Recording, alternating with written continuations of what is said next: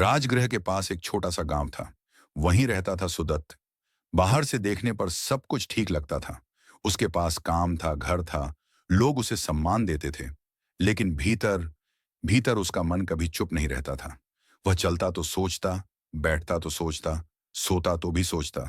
अतीत की बातें उसे कचोटती थीं। भविष्य का डर उसे जकड़ लेता था। दो, मन का बोझ सुदत्त हर रात यही सोचता, मैं ऐसा क्यों हूं? मैं खुश क्यों नहीं रह पाता?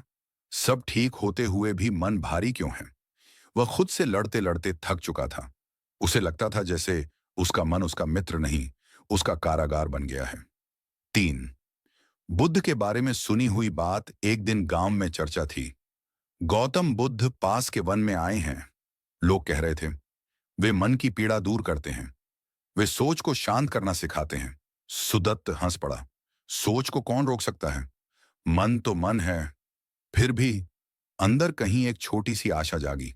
चार, बुद्ध के सामने अगले दिन सुदत्त वन की ओर गया। वहां एक वृक्ष के नीचे गौतम बुद्ध बैठे थे, शांत, स्थिर, ऐसे जैसे समय उनके पास आकर रुक गया हो। सुदत्त ने झुककर कहा, भगवान, मेरा मन कभी शांत नहीं होता। मैं बहुत सोचता हूं, इतना कि जी नहीं पाता। बुद्ध ने उसकी ओर देखा और कहा, तुम सोचते नहीं हो, तुम सोच में खो जाते हो। पांच, पहला प्रश्न सुदत्त चौंक गया। बुद्ध बोले, जब आकाश में बादल आते हैं तो क्या आकाश गंदा हो जाता है? सुदत्त बोला, नहीं भगवान। तो फिर? बुद्ध मुस्कुराए, विचार आने से तुम अशुद्ध कैसे हो गए?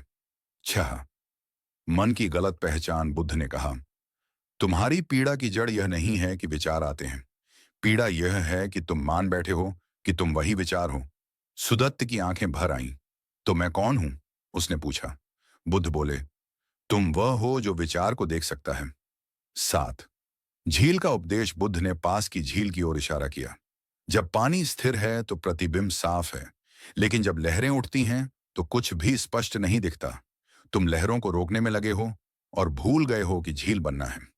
आठ, मन से लड़ने की भूल। सुदत्त बोला, मैं मन को रोकना चाहता हूं भगवान। बुद्ध ने सिर हिलाया। जो रोका जाता है वह और बलवान होता है। मन से लड़ना मत, मन को दबाना मत, मन को भगाना मत, बस उसे देखो।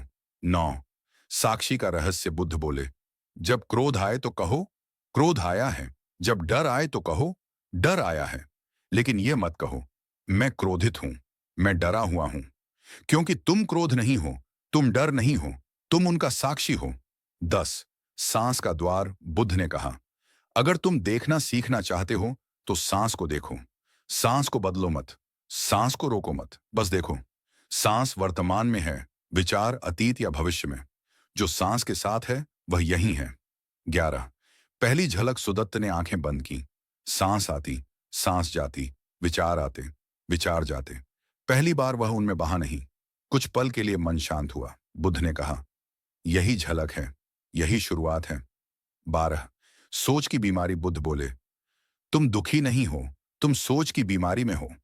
जो घट चुका उसे दोहराते हो, जो घटा नहीं उससे डरते हो, और जो अभी है उसे चूक जाते हो। 13, वर्तमान की चोरी।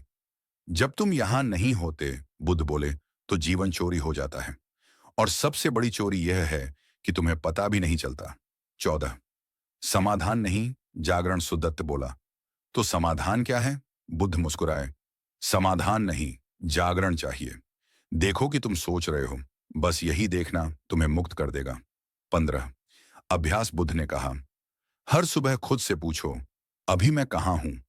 अगर उत्तर सोच में मिले तो सांस पर लौट आओ। दिन में कई बार यह देखो कि मन भाग रहा है या तुम जाग रहे हो। 16, मन गुलाम कैसे बनता है? मन तब गुलाम बनता है, बुद्ध बोले, जब उसे बिना देखे छोड़ दिया जाता है, और मन तब मित्र बनता है जब उसे जागरूकता से देखा जाता है। 17, विदाई। सुदत्त ने सिर झुकाया।